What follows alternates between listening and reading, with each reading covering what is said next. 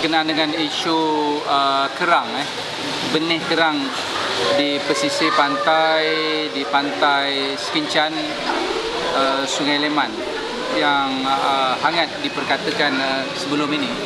Jadi saya sendiri melihat dengan mata kepala saya sendiri tentang kegiatan yang saya rasa tidak sepatutnya dilakukan kalau mereka ini pun adalah penduduk ataupun nelayan di kawasan ini. Jadi siapa pun mereka, bagi saya kalau dah salah tetap salah. Lebih lagi apa yang mereka lakukan itu sebenarnya adalah sangat merosakkan alam sekitar ataupun merosakkan habitat hidupan-hidupan lain di kawasan itu, menyebabkan apabila mereka mengambil benih kerang dengan menggunakan bot roto ataupun panggil iko biawak, bot iko biawak, dengan kipas bot tersebut masuk ke dalam tanah lumpur dan membongkar lumpur tersebut sehinggakan hidupan-hidupan lain mati. Kalau ada kerang yang besar pun, kerang yang besar tu mati. Memandangkan bentarang ni popular sekarang ni, baru hidup kecil lagi, bentarang pun mati. Jadi kegiatan mereka ini memang sudah tak dapat dikawal lagi, boleh katakan setiap hari, walaupun didedahkan oleh pihak media. Dan saya dimaklumkan minggu lepas apabila media mendedahkan, pihak berkuasa adalah mengambil tindakan. Itu pun yang mereka tangkap, mereka yang mengambil benih kerang ini secara manual. Tetapi mereka-mereka yang menggunakan roto ni sampai sekarang belum ada tindakan yang diambil. Harga kerang, benih kerang yang mereka ambil ini adalah lebih kecil daripada gula pasir. Kalau orang yang tak tahu, dia tak tahu pun yang itu adalah benih kerang ataupun anak kerang. Harganya satu tin Milo sehingga mencecah RM1,000. Kalau mereka jual di pasaran sehingga ke belah Taiping, ke belah utara lagi, ianya mencecah ke RM1,300, RM1,500. Jadi maksudnya, kalau mereka yang mengambil, saya tak nak cakap mencuri lah. Kalau cakap mencuri ni, sesuai tak? Nampak? Jadi mereka ini saya anggap sebagai mereka-mereka yang melakukan kerosakan di muka bumi. Apa yang dalam Al-Quran sebut dia, inilah di antara golongannya. Mereka yang merosakkan, membuat kerosakan di muka bumi ini diibaratkan kalau dalam satu surah Al-Quran itu disamakan dengan Fir'aun. Jadi maksudnya kalau mencuri itu biasa sangat, curi kan. Ini kesimpulannya. Jadi saya rasa itu amat lebih sesuai. Hampir 100 buah bot pesta, seolah-olah negara kita ini, perairan negara kita ini tidak ada penguatkuasa yang dapat membendung kegiatan mereka. Jadi mungkin ini menjadi satu contoh yang kita lihat. Depan pantai, siang malam mereka melakukan kesalahan, tidak ada tindakan, tidak ada penguatkuasaan, apatah lagi benda yang di tengah laut masuk menyeludup ke negara kita. Sebab itu negara kita ini buat macam mana pun kempen anti dadah dan sebagainya, dadah makin banyak, makin lagi kalau kita lihat pihak PDRM buat tangkapan di darat dah, bukan main kilo dah, main tan dah, 5 tan, 10 tan. Begitu juga dengan rokok, begitu juga dengan arak dan sebagainya. Dan tak tak heranlah kalau pendatang asing boleh membolosi negara kita, kalau inilah rupanya kualiti penguatkuasaan agensi-agensi yang sepatutnya ditugaskan untuk menjaga perairan negara kita. yang depan mata pun mereka tak boleh buat.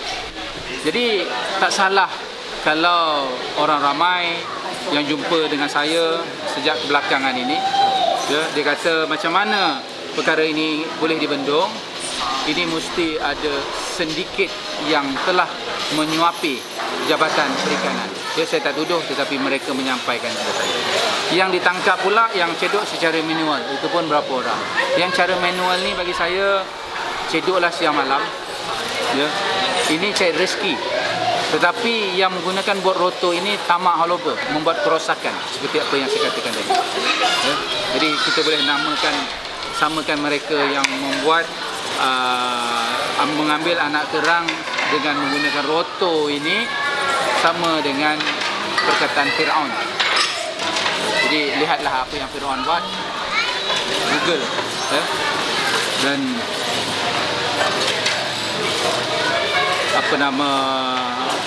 penguat kuasa yang dituduh bersubahat melindungi perkara ini. Kalau tidak ada, mesti dah ada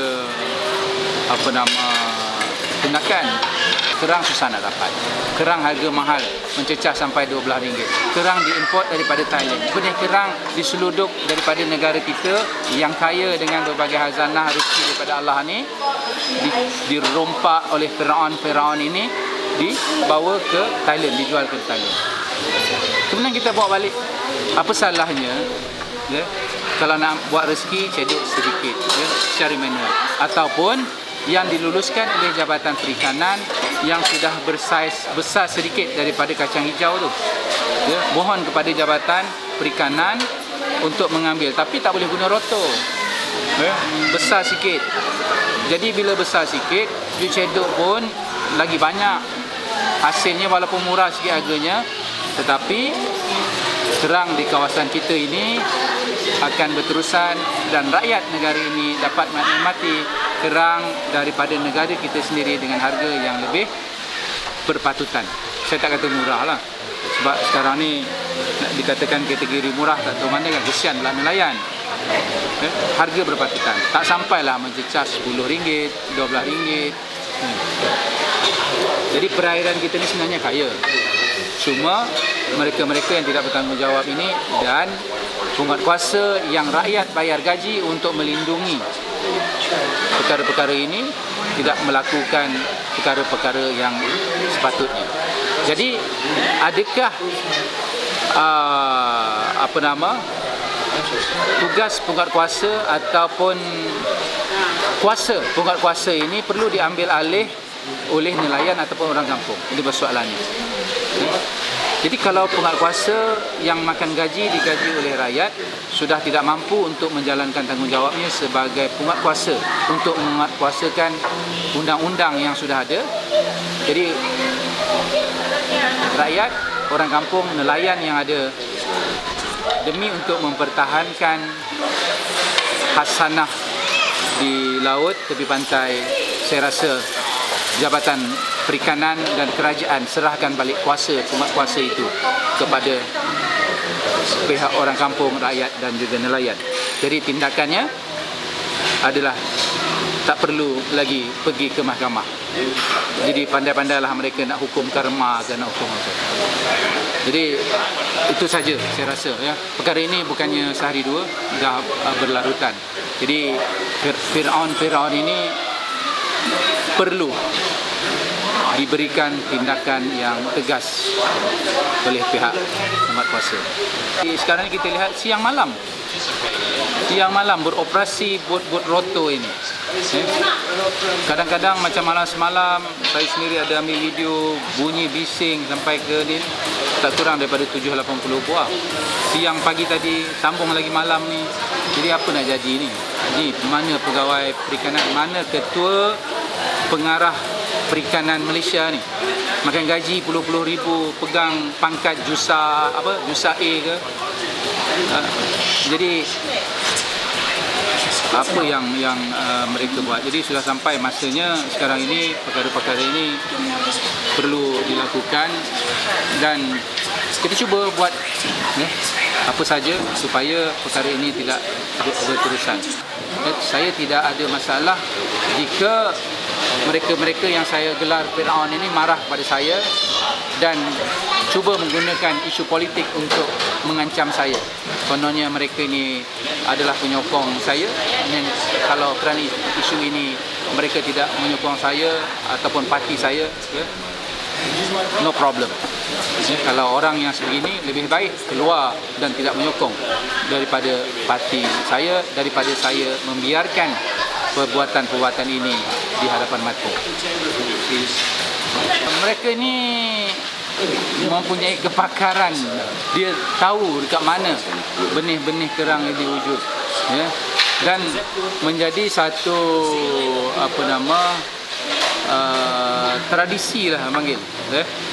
Setiap tahun benih kerang ini ada dekat sini, dan awal-awal lagi kita dah tahu bila dah ada kerang besar, dia benih kerang ni berpunca daripada bila ada kerang besar dah wujud dekat sini hampir 3-4 bulan yang lepas. Jadi bila mereka tahu ada benih kerang besar, dan bila sampai waktunya, musimnya, katalah mungkin bulan gerhana, bulan kembang ke apa kan, adalah kaedah yang mereka baca sihirnya, ya, kerang tersebut akan mengeluarkan telur, ya.